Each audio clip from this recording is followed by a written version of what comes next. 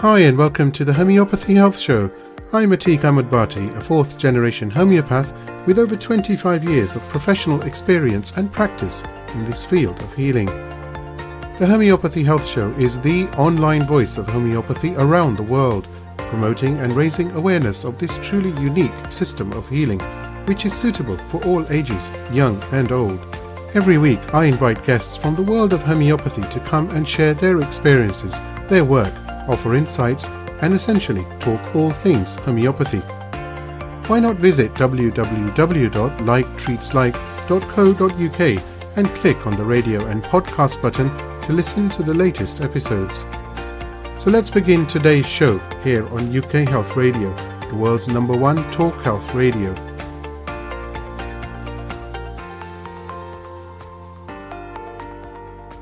Hi and welcome to another episode of the Homeopathy Health Podcast with me, Atiq Ahmed Bhatti, here on UK Health Radio. I do hope you're well, and of course, I hope you've had a pleasant week. Now, I'm absolutely delighted to welcome my guests on today's episode, namely Wanda Smith-Schick, also known as Happy, from Silicon Valley, south of San Francisco, and Cristina Garelli from Santa Cruz, which is also south of San Francisco, both in the US. Now, Wanda serves as the board president for the Homeopathy Institute of the Pacific, which is also referred to as HIP. HIP is actually an amazing organization with an objective to support veterans and others through homeopathy for the physical and emotional health and well-being. Cristina Garelli serves as the clinical director and board member for HIP and volunteers full-time at the clinic. Wanda and Cristina, I welcome you to the podcast with open arms. Thank you so much for coming on. Thank you so much, Atiq, for having us. Thank you. It's very good to be here.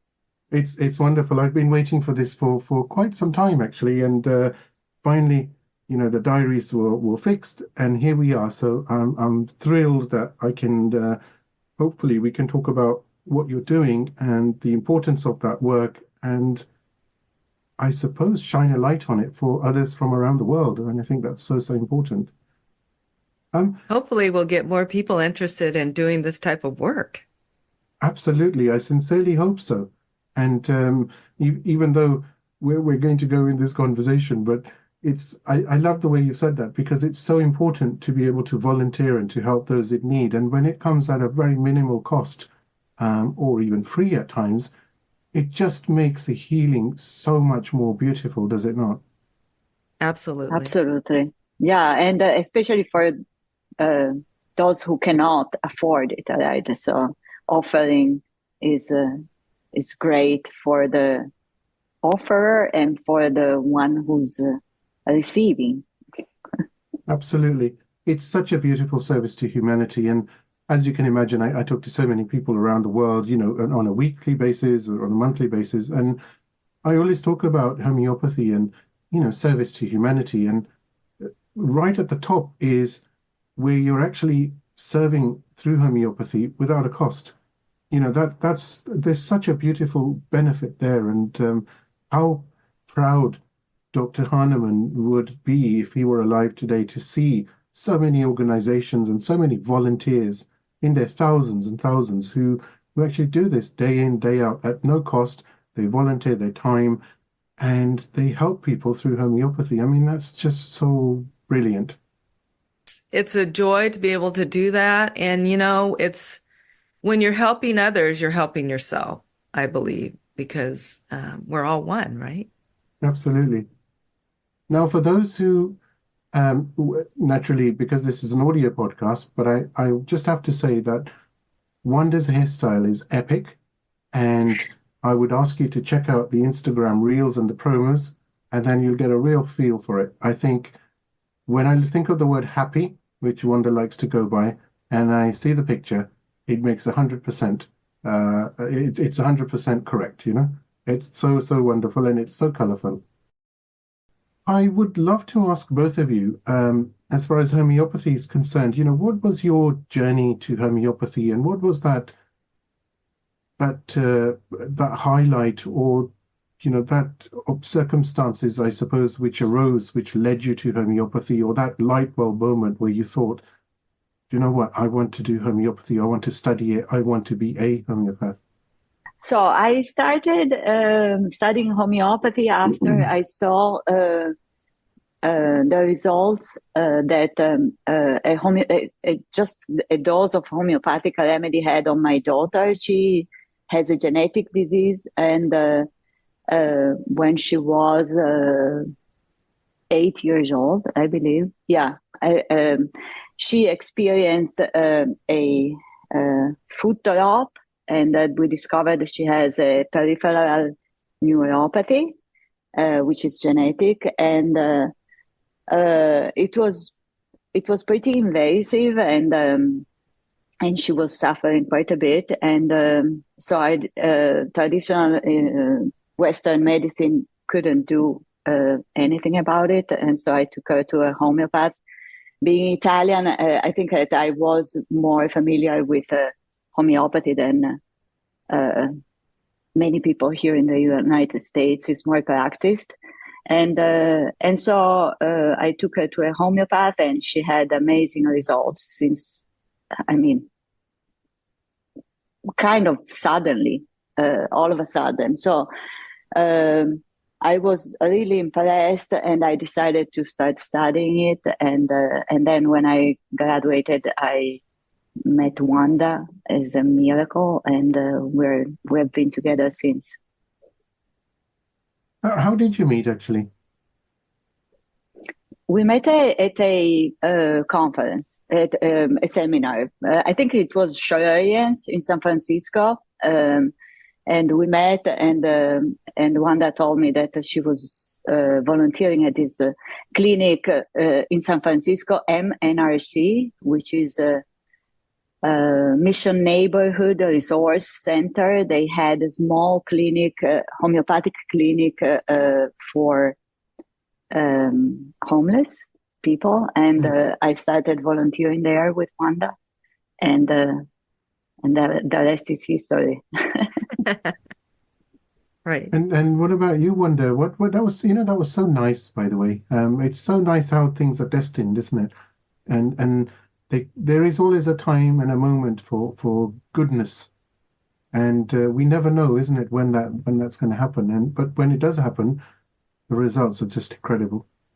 Absolutely. Yes, every day. Yeah, absolutely. Being open to the possibilities.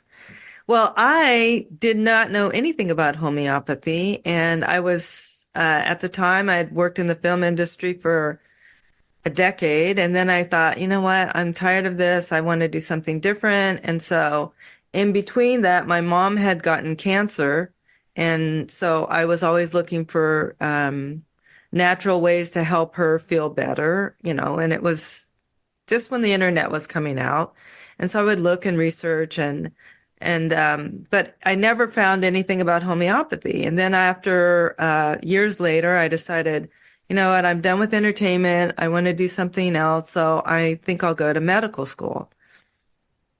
And this was like a third career. And I thought, I'll do that. And so I was in between, I was taking all the classes that I didn't take the first time around in college, the science and all that stuff. And so I took all those while I was working in an emergency room as a unit secretary. And so that job, you sit with the doctor, you order all the tests and for the patients that come in. And so I would work at night, and so it was awesome. I got to do a lot more than usual as a unit secretary. But my heart went out to the reruns. We called them the reruns, the people that were coming in, alcoholics, children that are suicidal, people that were having drug interaction problems with their medication. And I just was like, can't we, shouldn't we look at more than just patching them up and moving them on? But that's what our doctors would always say. That's our job.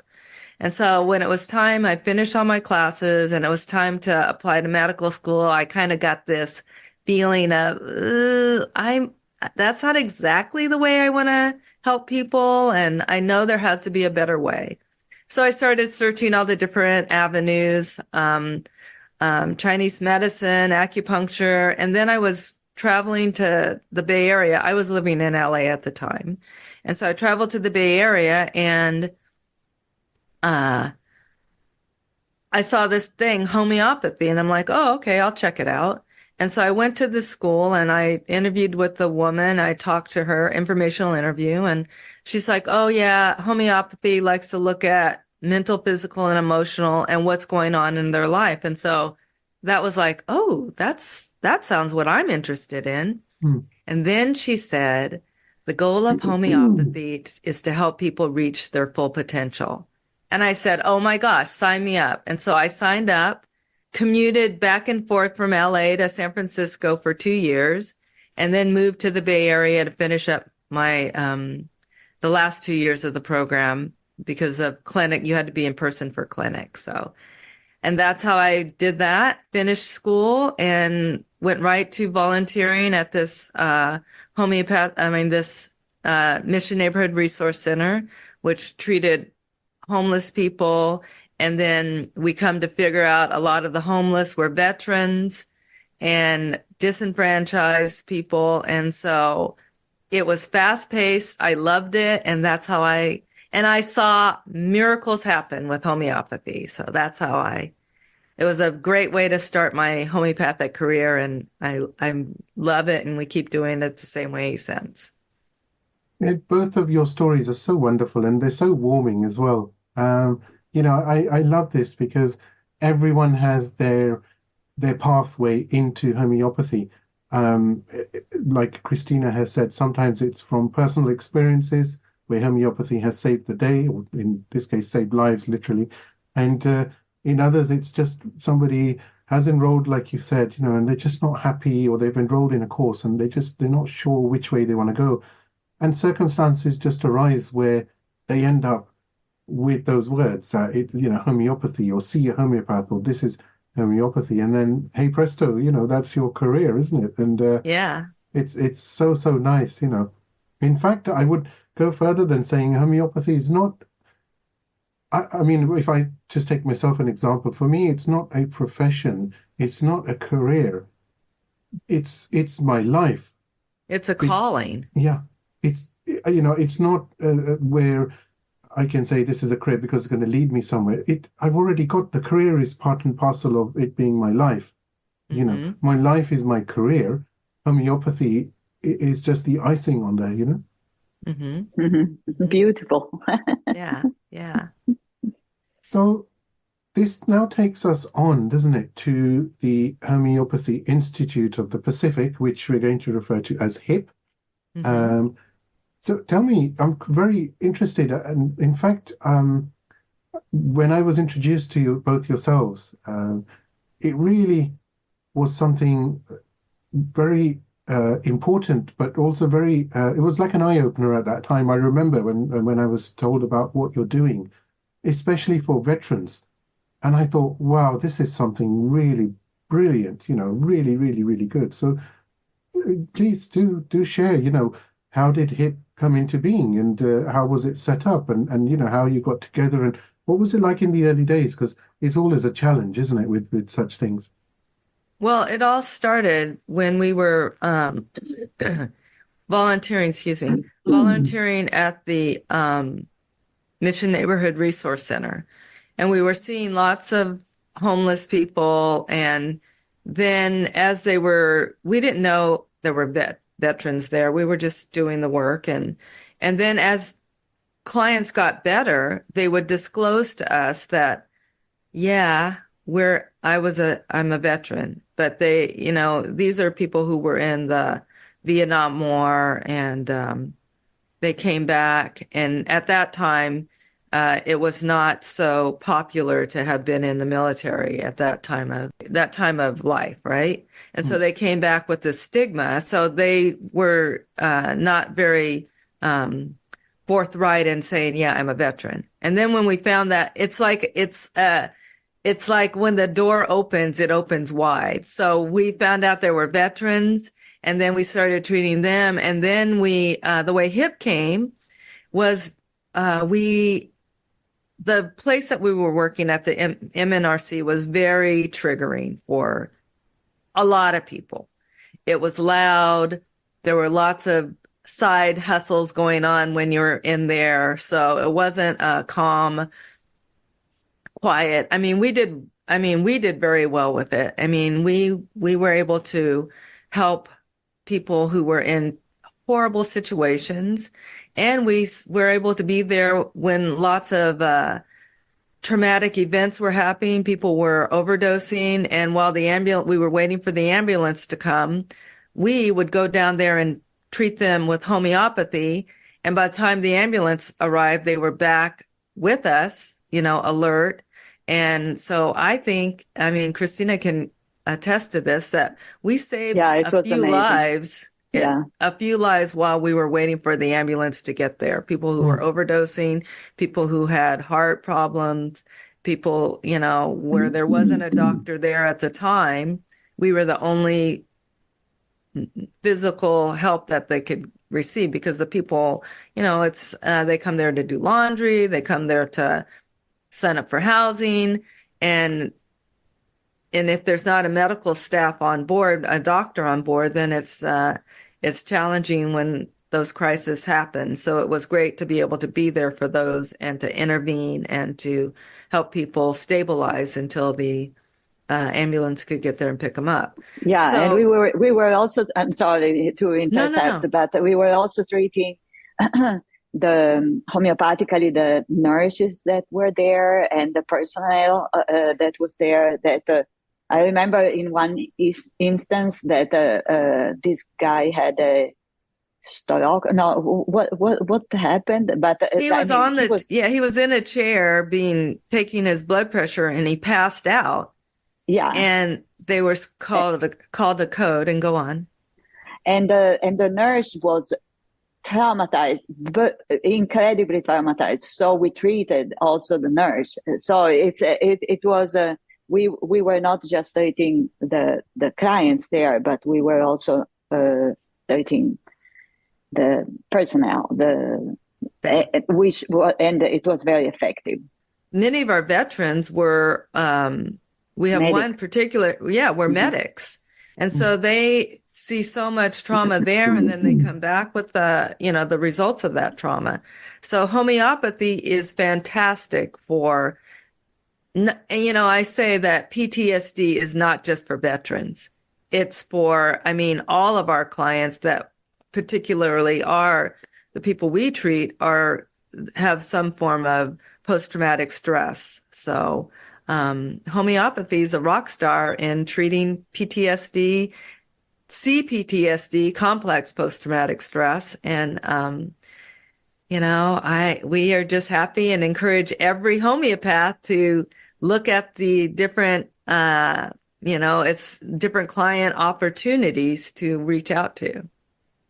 It's very interesting you say that, because homeopathy, I'm very much calling 2024 the year of homeopathy. Mm-hmm. And it's interesting because with the barrage, sadly, of mental and emotional complaints that so many people are suffering from, and when you then look at homeopathy, it's absolutely fantastic at treating that.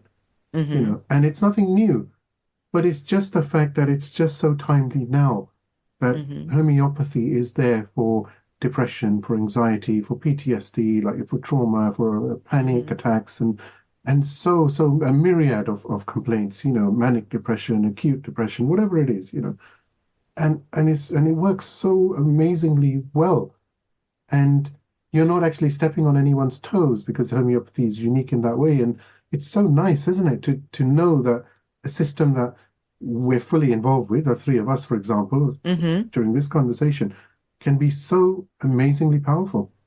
Absolutely. Yeah. And so for the way HIP got started is with the veterans, and we noticed that we needed a safer environment for them to come to where there's not so much trauma going on at the same time. And so that's when we, myself and Renita Herman co-founded HIP, and we needed got the nonprofit so that we could have people donate to support for the rent.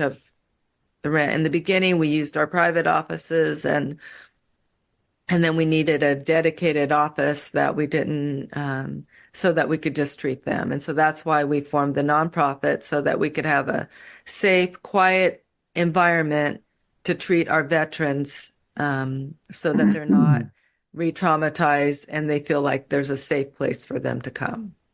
And we had and we have the contact with a veteran center in San Francisco that would send us referrals of veterans in need of natural care.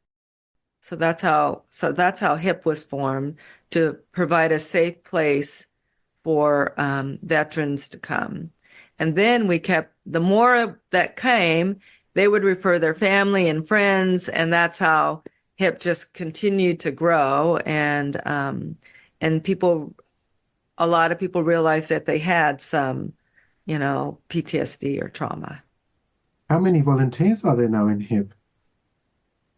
Well, we're quite busy, and there's 3 practitioners, myself, Cristina, and Regina Allen. And when we do Tina Dietz. When we do pop-up clinics, we gather a few homeopaths, and we travel and we take homeopaths with us, and we do these clinics. Now we treat people from Florida, from Minnesota, from New Orleans, Washington, from New Orleans. So it's New York, Brilliant. New Jersey. So it's all over the United States, and then we started doing these pop-up clinics that since Happy is the one who started, she's going to tell you all about it.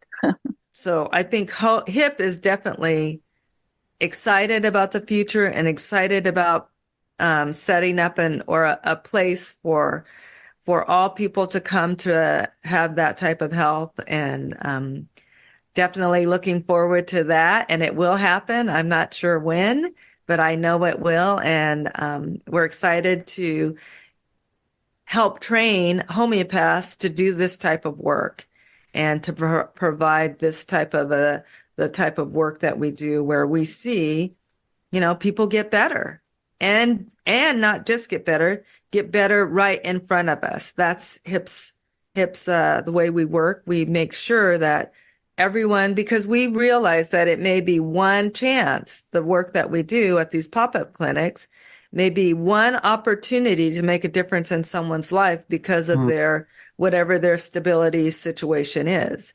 And I know that we spoke at the beginning, and I mentioned pop-up clinics, and I know that you've done so many around the US. So how does that work, and how do you sort of how do you plan something like that? Because the US is huge, isn't it? As far as you've got, is it 3 different or 4 different time zones itself? So right. how do you work that out, and how do you actually put that into place? I'm sure the listeners would be fascinated to know. It's fine where you are, perhaps in San Francisco or near San Francisco, to have a pop-up clinic, but further afield in different states, how do you work on that? So what we do is we find a homeopath. We try and find a local organization. We reach out to some local organization that's already, has a heart for disenfranchised communities, right? And so then we connect with them. And then our first clinic was in New Orleans.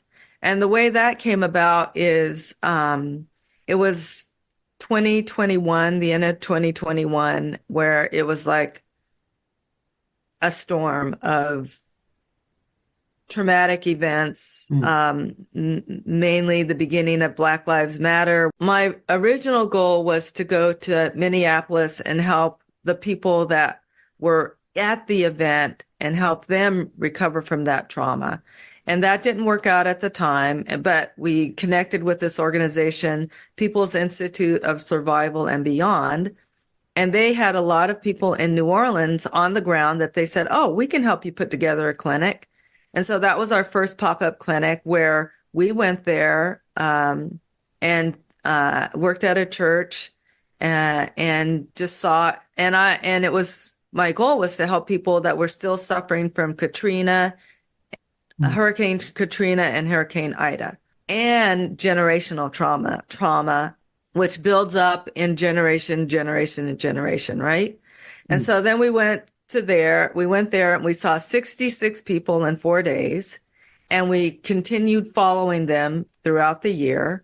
And then they wanted us to come back, and we went there in February, and we came back again in October and saw 66 more people, which is very funny that that number kept coming up.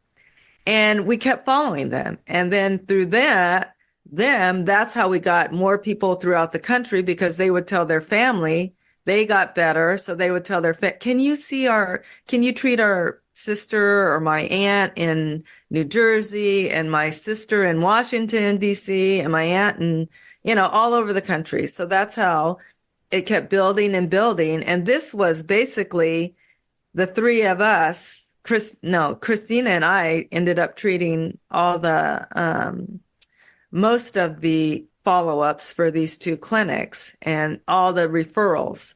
So HIP got really busy during still the pandemic time. And so that's how the pop-up clinics work. And so now our goal is to connect with other homeopaths in the area that we want to go to. And that's how we went to Minnesota.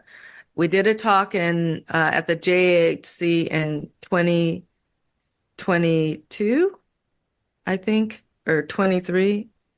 23 last year. I did see. I saw that on socials because I was looking at something else, and I saw that. Brilliant. Yes, yeah. So we did that talk, and so we met Tina Dietz and people from her school, which Phi, and so she set up a clinic for us, and so we did a clinic there, and that was fantastic. We saw, I think, the first time we saw 30 or 33 or something like that. And then and whenever we do these clinics, we follow up. It's not just one and done.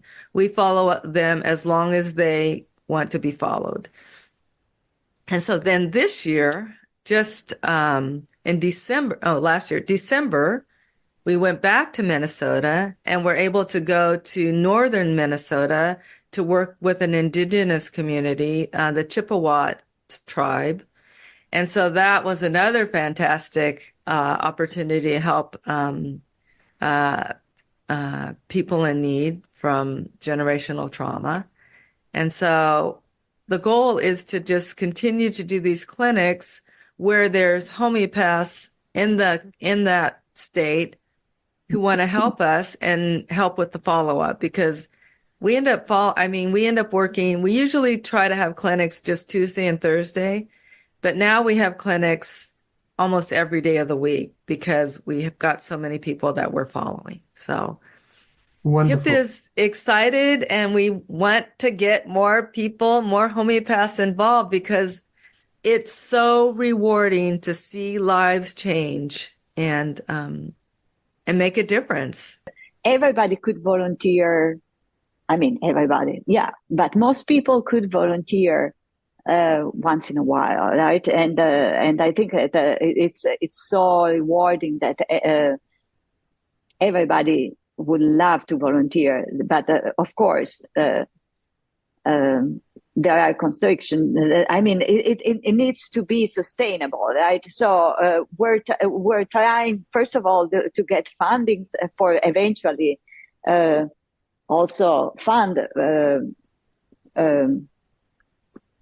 homeopaths who follow up in the area, in the states where we organize these clinics. But at the beginning, make it also sustainable so that they can volunteer maybe once a month to follow up with the clients that we see. And when we get more funding, of course, we want to support other homeopaths financially. I mean, in any way possible. So those of you who are listening, and I know this podcast goes out far because it's awesome. Thank you, Atik, for doing this, the work that you do. Yes. And Really. it's in making it known that there are opportunities. So even for people who love homeopathy, aren't homeopaths, but love, and it's made a difference in their lives, that they can support different homeopathic organizations, HIP for one, because we want to be able to support homeopaths to do the work. Not everyone has the opportunity to just spend all their time doing this type of work for free. But I'll tell you for myself, the more I give to HIP, the more I get paid clients when I need them, right? Because I live in Silicon Valley, but I don't have Silicon Valley money. But can you give some details of how they may make contact? Sure. They can go to our website, which is right now it's homeopathy. It's www.homeopathyip.org. I is in indigo, P is in Paul. And we're happy to, get people interested in helping. You can reach out to us there to help or to volunteer, or if you need to send people that need help there. So when you do contact, please do mention the Homeopathy Health podcast, because it just makes it easy. Yes. Or you can just mention that I heard you on the podcast, and perfect. It will just make it easier for you as well to identify, how that's going, isn't it? Yeah, absolutely. Yes. And it's important also for you to have feedback, right? Yes. Absolutely. And we'll also, do a shout out to you, Atik, on our webpage. We're building, we're rebranding right now, and we'll make sure we connect a link to your podcast on our site, because the work you do is fantastic and helps not only people seeking help, but also those who can provide help. So we are, with gratitude to all the work that you've done to promote homeopathy, to help people looking for different types of complementary services for their healthcare, that your work is fantastic. Oh, that's very kind of you. Thank you so much. You mentioned about volunteers. So I know that there's an opportunity for volunteers learning on the job training is the best thing with homeopathy, isn't it? Because it's real experience, straight on, isn't it? Oh, yes. And I know those opportunities exist, don't they? So anyone who wants perhaps to do clinical experience, on the front, literally on the front line, with a variety of different patients with different health conditions, they can also get in touch, can't they? And they can actually volunteer if they have time. And I would really stress that the best way for homeopathy is actually, it's not the books, it's when you actually start to see patients, because that's where your skills start to develop, and then you progress. When you start to observe and you start to listen, analyze, then the remedies, you start to remember remedies. And it's so important. Clinical training or frontline training is so important in homeopathy. Yeah, and it's so important also to just jump into it, right? Get the confidence that we can do it, and then sit back and enjoy the magical of homeopathy, right? It's so great, it's so rewarding, and it unites us all together into this. The best thing I did was, the minute I finished school, was to jump into a clinic and you have to make a decision right away. You listen to the key, what they want help with right now, right? And like I said earlier, we have one chance. So if they come in when someone comes in with physical pain, I'm just like, oh, thank goodness, this will be fast, because homeopathy can treat the pain immediately. Or people come, and then I realize, people come in with anxiety. Homeopathy can treat the anxiety right away. So, and I mean, our model is no one leaves without feeling better right away. And that is you. I mean, those of us who, I mean, I went to school and it was trained that, you see a person, you take a week to figure out what the remedy is or 2, and then you mail them a remedy and then you get back with them in 6 weeks. And that all that lag time can create self-doubt, right? Fear of is this right? Is this the right remedy? Is that the right? But when you're there and you have an opportunity, you have to make a decision, trust your instincts. You've studied, you know what you're doing, give the remedy. And if you don't see a change, give your next choice. And people get better right before your eyes. It's amazing. It's awesome. If someone volunteers, that's what they're going to see, and that's going to build up their confidence. You've said something again which has really struck a chord, because it's so important that it's so true that if you do say, I'll come back to you in a week, doubt does happen. It's a natural phenomenon. I know, yes. Speaking to Jeremy and Camilla Scher, who've been on the show as well, and because of the work they're doing in Tanzania, as you know, with Homeopathy for Health in Africa, and yes. There again, the patients are coming in. You don't have time to say, I'll see you tomorrow, because by then you'll have like 60 prescriptions plus another 60 patients. It's not possible. So you have to prescribe. And, going back to that analogy at the deep end, it's the best way to actually learn to swim with homeopathy. And to be honest, once you get a grip of some of the key polycrests, for example, if you're starting out, as far as mental, emotional symptoms, you're going to be literally home and dry, because from there it can only get better. Yeah. And I think that also another very important aspect is to ask the clients what they want help with, because that gives them dignity, and that makes them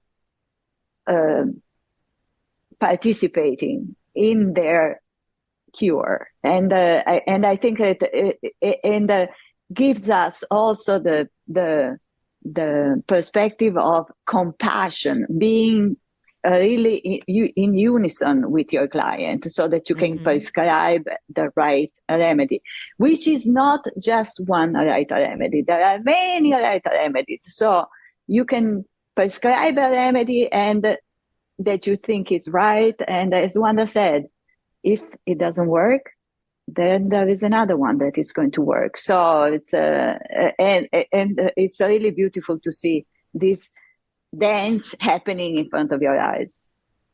You've also said something so wonderful, which is listen to the patient and ask them what they need help with, because it's very easy sometimes to think, no, this is what they need. Well, have you actually asked them first? Yes. I know that James Tyler Kent has said, treat the presenting complaint, and then you can work on everything else as well at that time. But don't just shun if somebody's coming with a certain condition and say, no, we have to treat you holistically. That's fine. We know that in homeopathy. We know how that works. But the patient may not know what homeopathy is. So what you've done is just create a barrier by saying something just like that. Well, no, that word itself, no, isn't it? I mean, words are powerful, right? They can make or break you. So it's so important to say, what can I help you with? And as soon as they share whatever it is they're suffering from, the profile of the remedy or the signature of the remedy will transpire, won't it? Yes, absolutely. I'm loving this conversation. So are we. Yeah. I just wanted to add to that. It's because, like you said, we can see a whole lot of stuff that people need help with, but it goes to listening, giving them validation that they are seen and they are heard. And I think that is one of the powers of homeopathy. And as a homeopath, we get to use that power to validate that you are someone and you deserve to feel better. You deserve, and we are going to help you achieve whatever you want from homeopathy, the way that we listen and hear what the person wants and really validate that as a complimentary service, right? Very nicely, very wonderfully put. Well, yeah, I think that it's also what I can add is also that many times when you don't give a person a dignity, you perceive it detached from you, and it's easy to make a judgment about it.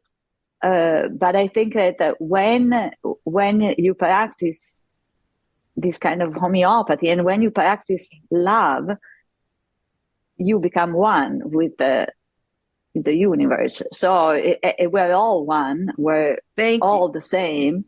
Yes. And that's the base of where care can start. Exactly. And as we're rebranding, I just want to put a shout out to this. HIP, our new logo is H and then the number 1 for the I, because we are all one. And once that consciousness is exuded, the healing for the individual, the state, the nation, the universe, us as a global person, right? It's not me against you. We are all one together. And by helping one, it trickles out to help another, and another.